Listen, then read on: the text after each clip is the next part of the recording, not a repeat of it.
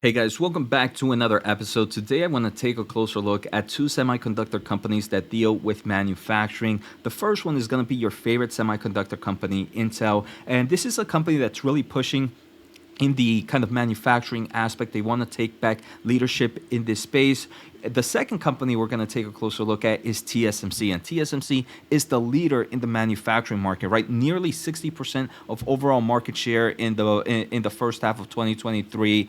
This is a strong player here, and TSMC actually just shared some updates during their most recent earnings where they talk about their competition and what they really think of Intel's upcoming technology innovation. So on today's episode, I obviously want to take a closer look at more of the manufacturing aspect. So let's get started. First, I want to start off by looking at price action. So Intel year to date, we can see has done amazing for investors. It's up roughly 30% as I am recording, sitting at roughly $35. TSMC, on the other hand, has not done actually has done well as well. 23% year to date. We can see Intel is doing a little bit better, but TSMC is sitting at $91. Obviously, if we take a closer look at a longer time frame, 5 years, it's a whole different story. TSMC is up roughly 149%, while Intel is down roughly 23%.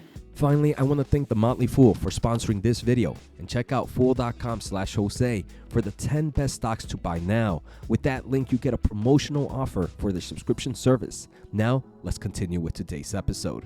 So, like I mentioned, I really want to focus in the manufacturing, and Intel, while right now they're investing a lot and a lot of money on building their manufacturing capacity. And this is obviously because right now a lot of countries are providing subsidies as they want to diversify the supply chain for semiconductors. A lot of the semiconductor, at least for advanced manufacturing, happens in Taiwan. Numerous companies, right, numerous customers, it's not just governments, but numerous customers also want to diversify out of that. So it's pushing for this kind of global growth of manufacturing plants all around the world. We can see Intel, for example, they are building in Arizona, they're expanding in Ohio, they have a nice plant that they just opened up in Ireland, they're looking to expand all over Europe. So let's just take a closer look at some recent news, and then we're going to take a closer look at TSMC. But Intel, the most recent news or update comes in from October 18th of 2023, which was about 3-4 days ago. And Intel marked a nice milestone for their Arizona expansion. And this Arizona expansion is going to be, this plan is going to be one that's going to be focused on Intel's most advanced technology, which they call Intel 18A and Intel 20A. If you want to compare that to TSMC's, those would be comparable to TSMC's upcoming 2 nanometer technology, right? So this is going to be for next generation products. They did mention that the big milestone is they finally finished the clean room portion, and that is now weather tight. Obviously, for manufacturing, clean room is pretty important to do. So that is a big milestone for this company. Some other recent news we did hear on kind of September 29th of 2023, less than 2-3 weeks ago, that Intel is opening up their high volume production of Intel 4 technology, and that begins in their fabrication plant in Ireland. For those that don't know, Intel's 4 technology is comparable to TSMC's 5 nanometer technology, and Intel's 5 nanometer technology, I want to say, has probably been out for almost 2 years right now, right? So we can see how Intel right now is is really behind in forms of technology nodes when compared to the big player TSMC. So Intel is just beginning the Intel 4 technology. Like I mentioned, this is comparable to the 5 nanometer, which TSMC has had for a while already. Another thing to kind of mention here with Intel, they are expected to invest numerous, almost $33 billion in Europe, all depending on subsidies expected to get in different countries. They're looking in places like Germany, like Ireland, like we saw, France, Italy, and Poland and Spain. I do believe in Poland they do have advanced manufacturing solutions there, so that's one there already. So before we take a closer look at TSMC, I kind of want to discuss a little bit of Intel's manufacturing goals, and just to learn a little bit more before we take a closer look at what TSMC just recently said during their most upcoming earnings. I think the more we know about their history, the more we know of what TSMC is expecting. So Intel, in their presentation that they showed in June 2023, they do believe that when it came to like advanced manufacturing at the time, Intel's 32 nanometer was way ahead of the competitors. Even Intel's 22 nanometer and 14 nanometers were ahead of the competition. Now, Intel really started to lag between the Intel 10 nanometer process, and that's when they fell really, really behind. This is comparable to what they say is TSMC's 7 nanometer. Now we take a closer look at what Intel just released. They just released a 4 nanometer, and this is compared to TSMC's 5 nanometer. And unfortunately, we see that this is also lagging compared to the competition. Intel actually believes that their upcoming nodes, Intel 3, Intel 20A, which are going to be comparable to TSMC's 3 nanometer, are also going to fall behind the competition. Now, Intel does believe that when they reach 18A, which is going to be their most advanced node, I believe this is going to be in less than 2 years. This is going to be comparable to TSMC's 2 nanometer, and this is when they're gonna take the lead from TSMC.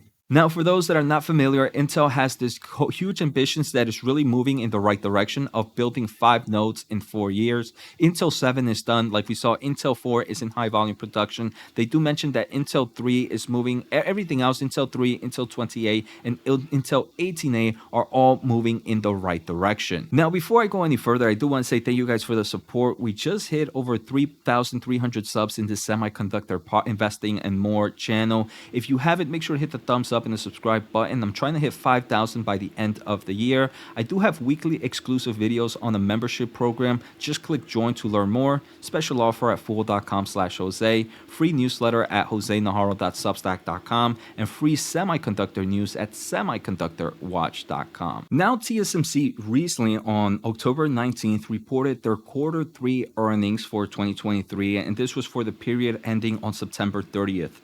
So during the Q&A session of this earnings call, there was an analyst from JP Morgan, it seems, that they wanted to hear what TSMC thinks of Intel's claim, right? Intel is saying that they want to gain market share when it comes to kind of the 2 nanometer nodes and below, especially Intel's 18A. Let's just take a closer look at the presentation again, where Intel does believe that, hey, look, in Intel's 18A, that's when we're going to regain market leadership. So the analyst was saying, hey, what do you guys think about Intel's claim? And the CEO of TSMC mentioned the following. First, they mentioned, hey, look, we do not underestimate our competitors or take them lightly. And that's very important, right? They want to make sure that, hey, look, just because we are a huge market player, it doesn't mean we are kind of we're focused that we are always going to be number one. And I think that's very important. It's always good that your management is kind of worried or paranoid of the competition, because that's going to make sure that you continue to innovate and continue to invest. Having said that, their internal assessment shows that their N3P, now I'll repeat again, their N3P, so that's going to be in advance of their 3 nanometer technology, demonstrates comparable PPA to 18A.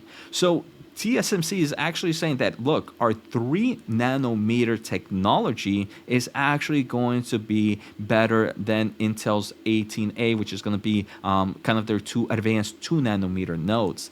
They go on to go even better. He goes, let me repeat again. Our 2 nanometer technology without backside power is more advanced than both N3P. So now they're saying, hey, look, our TSMC's 2 nanometer or N2 product is more advanced than N3P, which I already said is more advanced than 18A, and it's going to be more advanced than 18A.